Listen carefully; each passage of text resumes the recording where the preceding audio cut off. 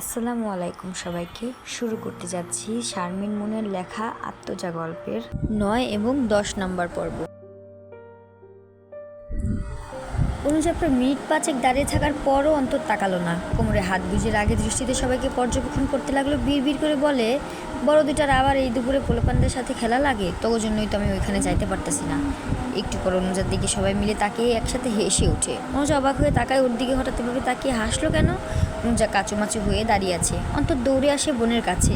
পিছনে পিছনে ইহানও কাব্য আসতেছে। অন্তর আসতে অনুজা ওর কান টেনে ধরে, পিঠে চাপড় দিয়ে বলে, আমাকে দেখে তোরা সবাই হাসলি কেন? আর কখন থেকে দাঁড়িয়ে আছি, একটু আগে এদিকে তাকাইলে কি হইতো? অন্তর বলে, আব্বু কান ছাড়ো, রাখছে তো। অনুজা বলে, আমাকে দেখে হাসলি কেন বল? তুই যে এই জায়গাটা এতক্ষণ দাঁড়িয়েছিল সেটা সবাই আগেই দেখছি, চুপ করে তোমার কাণ্ড কারখানা দেখছিলাম। পরে যে কোমরে হাত দিয়ে বিড়বিড় করছে তখন সবাই হেসে দেই। আমাকে যখন দেখছিসই তখন আসলি না কেন আমার কাছে? কাব্য ভাই আসতে না বলছে, চুপ করে না দেখার ভান করতে বলছে। অনুজা ভ্রু কুচকে কাব্যর দিকে তাকায়, সাথে সাথেই চোখাচোখি হয়ে যায়। কাব্য ওর দিকে তাকিয়েই হাঁটছিল।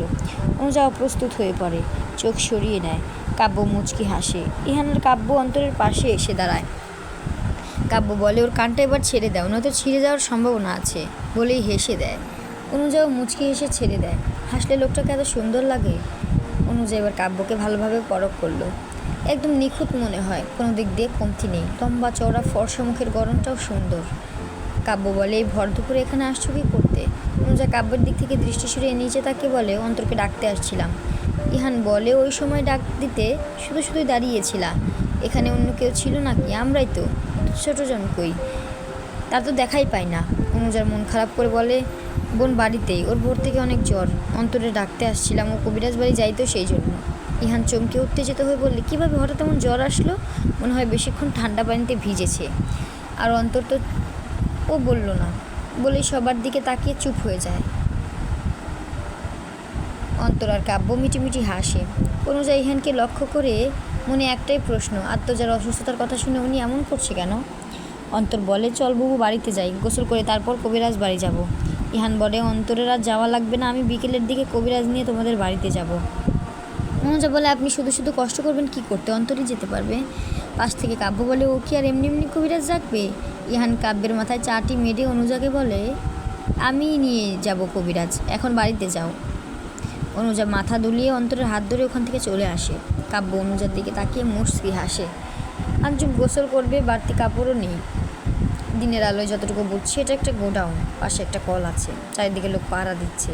আঞ্জুমের অস্বস্তি হচ্ছে, একটু গোসল করলে ভালো হতো, কিন্তু কাপড় কোথায় পাবে? বেশি কিছু না ভেবে কল চেপে গোসল করতে থাকে।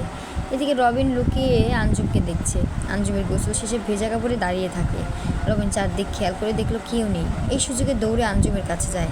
আঞ্জুম একটু ঘাবড়ে যায়। কি আঞ্জুমের মুখে বাজেভাবে স্পর্শ করে বলে, কী গো সুন্দরী, তোমার ভেজা কাপড়ে হেব্বি লাগছে। তুমি যদি এখান থেকে ছাড়া পাইতে চাও তাহলে আমি যা যা চাই তা দিতে হইব, রাজি? বলে গলায় নেমে আসে হাত। আঞ্জুম জোরে হাত ছুড়িয়ে দিলেও আবারও ভাবে স্পর্শ করে। আঞ্জুমের চোখে পানি চলে এসেছে। এ কোন জায়গায় আটকে পড়লো? আঞ্জুম বলে, আমাকে ছেড়ে দিন দয়া করে, আমার সাথে খারাপ কিছু করবেন না। রবিন ওর কথা না শুনে বলে, আমার কথা রাজি হইলে তোমার এইখান থেকে যাইতে সাহায্য করবো। রবিনের স্পর্শ ধীরে ধীরে আরও বাজে হতে থাকে। আঞ্জুম রাগে রবিনের গায়ে থুতু ফেলে সাদাত ওদিক দিয়েই যাচ্ছিল। তখন দেখলো রবিন আঞ্জুমের সাথে জোরাজোরি করছে। তাড়াতাড়ি সেখানে গিয়ে রবিনকে এক ধাক্কা মারে, শার্টের করাল ধরে বলে, ও কোনো পতিতালয়ের মাইয়া না যে ওর লগে তুই এমন ব্যবহার করবি। বলেই পরপর কয়েকটা থাপ্পড় মারে। ও ভদ্রলো ঘরের মাইয়া, আর সব মাইয়ারে সম্মান করবি সামনে থেকে, এখন যা আমার চোখের সামনেতে। রবিন চলে যায়। সাদাত আঞ্জুমের দিকে একবার তাকায়, আবার চোখ নিচে রেখে রেগে বলে, ওর না ভালোভাবে পড়তে পারো না নাকি? আর আমি কাপড়ের ব্যবস্থা করতেছি। আঞ্জুম সাদাতের কথায় ধরফড়ে ওঠে, তাড়াতাড়ি ওড়না ঠিক করে। বিকেল 4:30 দিকে ইহান আর কাব্য আলতাফ কবিরাজকে নিয়ে আত্মজাদের বাড়িতে ঢোকে। আলতাফ পান চিবোতে চিবোতে বলে, এই বাড়িতে 2টা মাইয়া আছে, দুজনই নম্র ভদ্র, সহজে কোনো মানুষের সামনে পড়ে না। আমি চাইছিলাম যে কোনো এক নজরে আমার পোলার বউ কইরা নিতে, এমন মাইয়া পাওয়া দায়, কি বলো, ভালো হবে না? আলতাফের কথায় ইহান আর কাব্যের বুকের ভিতর ছ্যাদ করে ওঠে। দাঁড়িয়ে দুজন দুজনের দিকে তাকায়। কাব্য ইহানকে চোখ দিয়ে ইশারা করে শান্ত হতে বলে। আলতাফ আগে ঘরে ঢোকে, পিছনে ইহান কাব্যও আসে। সবাই সামনের কাঠের চুক্তিতে গিয়ে বসে পড়ে। আলতাফ হাঁপ ছেড়ে ডাকে, চাচি আম্মা কই আপনি? আমি আইয়া পড়ছি। আলতাফের ডাকে আয়শা খাতুন ঘরের ভিতর থেকে সামনে আসে। অনুজা দরজার কাছে পর্দার আড়ালে দাঁড়িয়ে, উদ্দেশ্য তার কাব্যকে দেখা। ইহান বারবার দরজার দিকে তাকাচ্ছে, আত্মজার আসার অপেক্ষা করছে। এর মধ্যে আলতাফ বলে, আপনার কন্যাত্রীর জল উঠল, আর কই নিয়ে আহেন। আয়েশা বেগম বলে, ছোট নাতনির জ্বর, ওর মায় নিয়ে আইব ইয়াহনি, দুর্বল তো ধৈরা আনতে হইব। ইহান কাব্য ফিস করে বলে, এই কবিরাজের কাছে এখন আত্মজারে দেখাইতেও ইচ্ছা করতেছে না ভাই। কি আর করার ভাই, আমারটারেও নিয়েও তো টানাটানি করতেছে। দুজনের মধ্যে একজনেরটা মনে হয় যাবে। ভাই তোরটা ছেড়ে দে, আমি আমার আত্মকে ছাড়তে পারবো না। কাব্য চোখ বড় বড় করে তাকায় ইহানের দিকে। ইহান মেকি হেসে বলে, তোমারটার সিরিয়াল আগে। কাব্য কটমট দৃষ্টিতে ইহানের দিকে তাকিয়ে থাকে। এরই মধ্যে মাজেদা বেগম আত্মজাকে দুহাতে আগলে ধরে আস্তে আস্তে করে পর্দা সরিয়ে বেরিয়ে আসে। আত্মজার মাথায় ওড়নার প্যাচ, মায়ের কাঁধে মাথা রেখে হাঁটতেছে। মাথা জাগানোর শক্তিটুকু নেই। ইহান আস্তে উঠে যায় আত্মজার কাছে। মাজেদাকে বলে, দেন চাচি আমি সাহায্য করি, আপনি গিয়ে বসেন, বলে আত্মজাকে ধরে নেয়। মাজেদা ও ছেড়ে চেয়ারে গিয়ে বসে। সারাদিন অনেক দখল গেছে, একটু বিশ্রামের প্রয়োজন। আত্মজা জ্বরের ঘোরেও বুঝতে পারছে এটা তার মায়ের হাত না, মায়ের ঘ্রাণই আলাদা। মাথা জাগিয়ে রাখার চেষ্টা করলো। ইহান বুঝতে পেরে আস্তে করে বলে, তোমার কষ্ট হচ্ছে তো, তোমার বুকে মাথা রাখো, আর এই বুকেই সারা জীবন তোমার মাথা রেখে ঘুমাতে হবে। বলেই মাথা বুকের সাথে চেপে ধরে। সুঠাম দেহ, অন্য রকমের ঘ্রাণ। আত্মজার কেন জানিও শান্তি অনুভব হলো। আবেশে চোখ বন্ধ করে নিল। ইহানের ভিতর থেকে দীর্ঘশ্বাস বেরিয়ে এলো। আজ তারও একটু শান্তি লাগলো। প্রিয় মানুষগুলো কাছে থাকলে বোধহয় এমনই শান্তি লাগে। তখন মনে হয় সেই পৃথিবীর সবচেয়ে সুখী মানুষ। ইহান আত্মজাকে দুহাতে আগলে নিয়ে চৌকির এক কোনায় বসে পড়ে। ইহানের বুকে মাথা হেলিয়ে আত্মজা বসে আছে। পিছনে এক হাত দিয়ে ইহানের শার্ট ধরে রেখেছে। আলতাফের এই ব্যাপারটা একদমই পছন্দ হয়নি। ঘরের মেয়েকে অন্য ছেলে কেন স্পর্শ করবে? এতে ঘরের কারো কোনো প্রতিক্রিয়াই নেই। আলতাফ আত্মজাকে ভালোভাবে দেখে কয়েকটা ওষুধ দেয়, তারপর আত্মজাকে নিয়ে যেতে বলে। ইহান আত্মজাকে নিয়ে উঠে, তারপর মাজেদার দিকে তাকিয়ে বলে, অনুজা কই চাচি? অনুজার কাছে রেখে আসতাম। মাজেদা বলে, অনুজা পাশের ঘরে আছে, তুমি যাও। ইহান আত্মজাকে নিয়ে হাঁটতে থাকে। দরজা পেরিয়ে মাঝের ঘরে এসে অনুজাকে পায় না। ইহান আত্মজার কানের কাছে মুখ রেখে ফিসফিস করে বলে, তুমি একটু নিজের খেয়াল রাখতে পারো না? তোমার কিছু হলে যে আমার হৃদয়ক্ষরণ শুরু হয়, তুমি বুঝো না কেন? তুমি আমার অন্ধকার জীবনের উজ্জ্বল তারা, তুমি আমার প্রণয়িনী, তুমি আমার শখের নারী, তুমি আমার শেষ বিদায়ের সঙ্গী, তুমি আমার একান্তই আমার। আত্মজা ইহানের বুকে মাথা রেখে শুনল তার কথা। লজ্জায় গাল কান দুটো গরম হয়ে গেছে। মাথা জাগানোর সাহস নেই। লজ্জায় তার দিকে আর তাকানো যাবে না। আত্মজা ইহানের বুকে ভালো করে মাথা গুজে এক হাত দিয়ে মুখ ঢেকে রেখেছে। ইহান হাসলো ওর কাণ্ডে। মেয়েটা অনেক লাজুক। লজ্জাবতী নামটা বেশ যায় ওর সাথে। সামান্য কথায় লজ্জাবতী গাছের ন্যায় নুয়ে পড়েছে। ইহান আত্মজার মুখের উপর থেকে হাত সরিয়ে সেই হাতের উল্টো পিঠে ভালোবাসার প্রথম পরশ এঁকে দেয়। আত্মজার লজ্জায় নুয়ে পড়ে। আস্তে করে বলে, আমাকে চৌকিতে নিয়ে আসেন, আর দাঁড়িয়ে থাকতে পারবো না। ইহানও মাথা দুলিয়ে আত্মজাকে কোলে করে চৌকিতে উঠিয়ে দেয়। তারপর পায়ের থেকে জুতা খুলে দেয়। আত্মজা তাড়াতাড়ি করে বলে, আপনি আমার পায়ে হাত দিচ্ছেন কেন? গুনাহ হবে আমার। আর কোলে না নিলেও হতো। ইহান আত্মজাকে আস্তে শুইয়ে দিয়ে বলে, তুমি শুধুই আমার, আর আমার জিনিসে আমি হাত দিতেই পারি। আত্মজা আবার লজ্জায় পড়ল। মিনমিনিয়ে বলল, আমি আপনার হলাম কবে? পুরোপুরি হও নাই, তবে খুব শীঘ্রই হবে, রেডি থাকো পাখি, বলেই চলে আসে। ইহান সামনে এসে শুনে আলতাফ বলতেছে, ভাবি আপনি বড় মাইয়ারে আমার পোলার বউ করে আনিবার চাই। কাব্য আয়শা খাতুনের দিকে তাকায়। আয়শা খাতুনও কাব্যকে লক্ষ্য করলো। ইহান কাব্যের দিকে তাকায়। কিছুক্ষণ নীরব কাটলো। মাজেদা বলে, আমার মাইয়া এখন পড়াশোনা করবো, বিয়া শাদির কথা চিন্তা করতেছি না। আলতাফ বলে, বাপ মারা গেছে, এখন পড়াইবো কেডায়, আপনি হেড থেকে ভালো বিয়া দিয়ে দেন। ইহান আয়শা খাতুনকে চোখ দিয়ে কিছু একটা ইশারা করতে আয়শা খাতুন বলে, তাছাড়া আমার নাতনির বিয়া ঠিক হই কইরা ফেলাইছি। আয়শা খাতুনের কথায় মাজেদা চমকে তাকায়। সাথে কাব্য, অনুজার বিয়ে ঠিক করলো কবে? আয়শা বলে, এই যে আপনার পাশে পাওয়া পোলাটা দেখতেছেন, ওর নাম কাব্য চৌধুরী, ওর লেগেই আমাকে অনুর বিয়া ঠিক হয়েছে। পরিবেশ স্তব্ধ হয়ে গেছে। আলতাফ হাল না ছেড়ে আবার বলে, তাহলে আপনার ছোট্ট নাতনিরে আমার পোলার বউ বানাইতে চাই। ইহান মনে মনে যেই ভয় পাইছে সেটাই হলো। আয়শা খাতুন আবার বলে, আত্মজারও বিয়ে ছোটোবেলা থেকেই ঠিক করে রাখছি ইহানের সাথে। আকবর আর ইহানের বাবা ঠিক করে গেছে, আমরাও চাই ওকে বিয়া দিতে। হালকা পাতলা কথা বলে আফতাব ওখান থেকেই চলে যায়। ইহান আয়শা খাতুনকে বলে, দাদু তুমি আমাদের বাঁচাইয়া দিলা। আশা বেগম বলে, তোকে 4 হাত এক করে দিতে পারলেই আমার শান্তি। আর এই যে কাব্য, বাড়িতে খবর লাগাও, মাইয়া দেখা যাইতে কও। কাব্য হাসলো, সে তো বলবেই। যাক, অবশেষে সে আমার হবে, আজকে একটু শান্তিতে ঘুম হবে।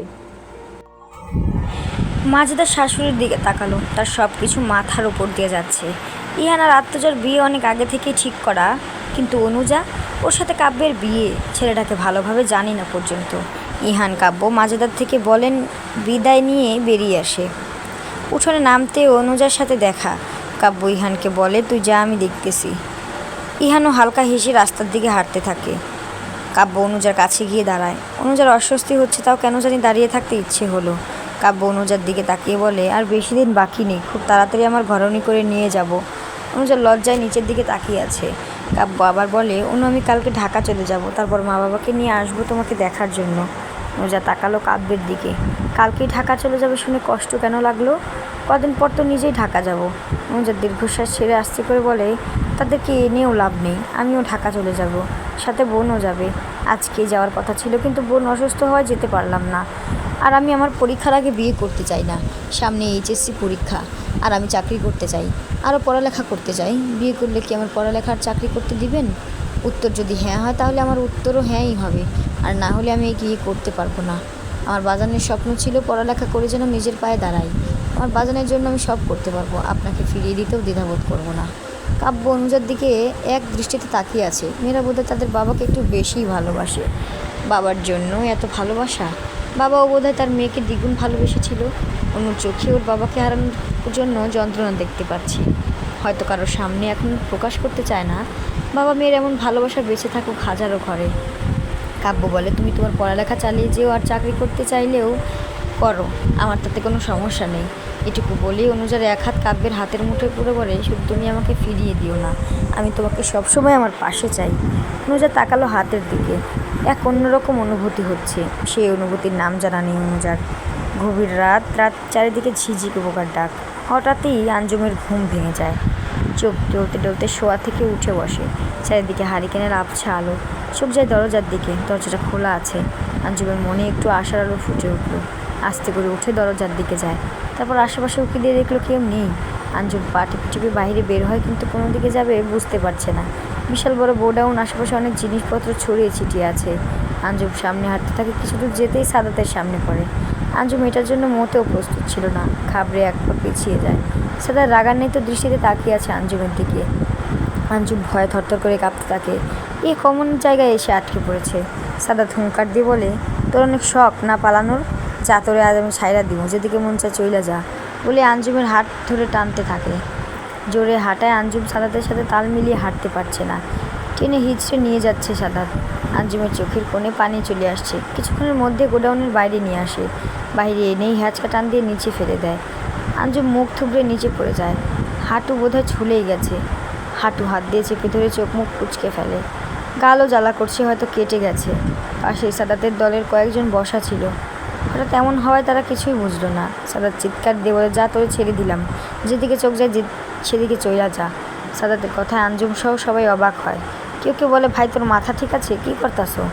আঞ্জুমও অনেক অবাক হয়, সত্যি কি ছেড়ে দিয়েছে? যাক, এত কিছু না ভেবে আঞ্জুম পায়ে ব্যথা নিয়ে উঠে দাঁড়ায়। সবার দিকে একবার তাকায়, তারপর পালানোর জন্য দৌড়াতে থাকে। হাঁটুতে ব্যথা পাওয়ায় ভালোভাবে দৌড়াতেও পারছে না। তাও গায়ের সমস্ত শক্তি দিয়ে দৌড়াচ্ছে, কিন্তু কোথায় যাচ্ছে জানা নেই। ওখানে থাকা এক লোক বলে, ভাইয়েরা কী করলেন? ওই মাইয়ারে ছাইড়া দিলেন কেন? এখন স্যাররা কী জবাব দিবেন? স্যারের সামনে থেকে দৃষ্টি সরায়। আঞ্জুম এতক্ষণে অন্ধকারে মিলিয়ে গেছে। ওদের কারোরই কথাই কানে তোলে না। ওর বড় লোকদের প্রতি অনেক ঘৃণা। আঞ্জুম দৌড়াতে দৌড়াতে অনেক দূর চলে এসেছে। হাঁপিয়ে উঠায় থেমে যায়। চারিদিকে একবার চোখ বুলায়। আবছা আলোয় বোঝা যাচ্ছে এটা কোনো জঙ্গল। চারিদিকে বড় বড় সরাসরি গাছপালা। আঞ্জুমে এতক্ষণ পালানোর চিন্তায় ভয় লাগেনি, কিন্তু এখন এই গভীর জঙ্গলে একা আছে ভাবতেই ভয় লাগছে। গায়ে কাঁটা দিয়ে উঠছে। মনে হচ্ছে আশেপাশে কেউ হাঁটছে। দুর্বল শরীর আর ভয় দুটোই যেন কাবু করে রেখেছে। সাহস করে একটু সামনে যায়। যত সামনে আগায় তত যেন জঙ্গলের গভীরে ঢুকে যাচ্ছে। আঞ্জুম ভিতরে ভিতরে অনেক ঘাবড়ে যায়। ইচ্ছে মতো ঘামতে থাকে। ও কোনো কিছু না ভেবে আবার পিছনে ঘুরে দৌড় লাগায়। পা যেন অবশ হয়ে আসছে, তাও হাল ছাড়েনি, দৌড়েই চলছে। মনে হচ্ছে কেউ ওর পিছু নিয়েছে। প্রেতাত্মা এসবের কথা বুড়ো বুড়োদের মুখে অনেক শোনা যায়। সন্ধ্যার পর নাকি এগুলোর উৎপাত বেশি। আর এটা তো কোনো এক জঙ্গল। আবার সাপ বিচ্ছু আরও কত কিছুর ভয় আছে। আঞ্জুম প্রায় মিনিট 10 মতো দৌড়ানোর পর আবার সাদাতের দেখা মেলে। সে একই জায়গায় বসে আছে। দৌড়ে সাদাতের পায়ের কাছে ঢলে পড়ে। গন্তব্যে এসে গায়ের শক্তি যেন শেষ হয়ে গেছে। সাদাত পা ছাড়ানোর চেষ্টা করেও পারল না। আঞ্জুম শক্ত করে সাদাতের পা জড়িয়ে ক্লান্ত কণ্ঠে কান্না করতে করতে বলে, আমি আর পালাবো না, আর পালানোর চেষ্টা করব না, তাও এখানে আমাকে একা রেখে যায়েন না। সাদাত কোনো কথা না বলে চুপচাপ দাঁড়িয়ে থাকে। সাদাতের পাশে সোহেল নামের একজন বলে, ভাই মাইয়ারারে আমাগুলোকে লইয়া যান, নয়তো এখান থেকে একলা বাইর হইতে পারবো না। সাদাত গভীর কণ্ঠে বলে, ওঠ, আর সামনে যেন কোনো সময় এমন করতে না দেখি, আর একবার এমন করলে এইখানে ফালাইয়া রাইখা যাবো। আঞ্জুম চোখ মুখে সাদাতের কথায় মাথা দাঁড়িয়ে সায় জানালো। চুপচাপ আস্তে উঠে দাঁড়ালো। আঞ্জুমের এখন একটু শান্তি লাগছে। এতক্ষণ জঙ্গলের ভিতরে অনেক অস্থিরতা কাজ করছিল। আঞ্জুম একাই আগে আগে হাঁটতে থাকে। হাঁটুতে ঝালিয়ে যাওয়ার খুঁড়িয়ে খুঁড়িয়ে হাঁটতে থাকে। সাদাত পিছনে থাকায় খেয়াল করলো সেটা। একবার মায়া হয়, আবার মনে হয় ওরা বড় লোকরা ভালো হয় না, তাই তাদেরকে মায়া দেখিয়ে লাভ নেই। আঞ্জুম আবার সেই গোডাউনের ভিতর চলে যায়। গুটিসুটি মেরে বসে থাকে। তারপর মনে হলো হাঁটুর কথা। আস্তে সেলোয়ারটা হাঁটু পর্যন্ত উঠালো। দেখলো অনেকটাই ছিলে গেছে, রক্ত বেরিয়েছিল, কিন্তু সেটা এতক্ষণে শুকিয়ে গেছে। হাঁটুতে একবার হাত বুলালো। সেলোয়ার নিচে নামিয়ে গালে হাত দিল। হাত দিয়ে বুঝতে পারছি এখানটায়ও কেটে গেছে। চোখ বুজে উপরের দিকে তাকিয়ে একটা বড় নিঃশ্বাস ছাড়লো। মা বাবা ভাইয়ের কথা খুব মনে পড়ছে। আচ্ছা, তারা কি আমার খোঁজ করছে না? তারা কি আমাকে আর কোনো দিন পাবে না? ভাইয়া তো পুলিশ, তাহলে সে কিছু করতে পারছে না কেন? এসব ভেবেই চোখ থেকে টুপ করে এক ফোঁটা পানি পড়লো। সকাল সকাল আজমাইনের ফোনে একটা কল আসে। আজমাইন দেখলে এটা অচেনা একটা নাম্বার। ভ্রু কুচকে কলটা ধরলো। ওপাশ থেকে বয়স্ক কণ্ঠ ভেসে আসে, কি পুলিশ সাহেব, খুব না লাগতে আসছিলে? আকবরের ফাঁসির পিছনে কার কার হাত আছে খুঁজে বের করবে নাকি? কিন্তু আফসোস, এখনও তো নিজের বোনকে উদ্ধার করতে পারোনি, বলেই হাসতে থাকে। আজমাইন চমকে ওঠে। তাহলে এই লোক জানে আজমান কোথায় আছে? ইনারই হাত আছে আঞ্জুমের গায়েব হওয়ার পিছনে। কিন্তু ইনি কে? আজমাইন শক্ত কণ্ঠে বলে, কে আপনি? আমার বোন কোথায় আছে? ওর কিছু হয়নি তো? সাহস থাকলে পরিচয় দেন। লোকটার হাসি আরও চওড়া হয়। আমি কে সেটা না হয় পরে এক সময় বলবো। আর তোর বোনের সাথে এখনও কিছু হয়নি, তবে খুব তাড়াতাড়ি হবে। আজমাইন রেগে বলল, তোকে সুন্দর মতো বলছি আমার বোনকে ছেড়ে দে, আর ওর সাথে খারাপ করার চিন্তাও মাথায় আনিস না। আমার বোনের কিছু হলে তোকে আমি ছাড়বো না। ওপাশ থেকে লোকটা হাসতে হাসতে কল কেটে দেয়। আজমাইন আবার কল দেয়, কিন্তু বারবার কল বন্ধ বলছে। আজমাইন মাথা চেপে খাটের উপর বসে পড়ে। শেষ হয়ে গেল পর্বটি। কেমন লাগলো কমেন্ট বক্সে জানাবেন। আর যদি ভালো লেগে থাকে একটা অবশ্যই লাইক পেতে পারি আমি। আর আমার গল্পগুলো সবার আগে পাওয়ার জন্য চ্যানেলটি সাবস্ক্রাইব করে বেল আইকনটি ক্লিক করে যাবেন। ভালো থাকবেন সবাই, আল্লাহ হাফেজ। আর একটা কথা, এই গল্পটির প্রথম পর্ব এবং পরের পর্বটি ডেসক্রিপশন বক্সে দেওয়া আছে। যারা এই পর্বটি প্রথম শুনলেন তারা অবশ্যই প্রথম পর্বটি শুনে আসবেন। আর যারা এই পর্বটি শুনলেন, সবগুলো পর্ব শোনা হয়ে গেছে, তারা পরের পর্বটি দেখে নেবেন। আসসালামু আলাইকুম সবাইকে।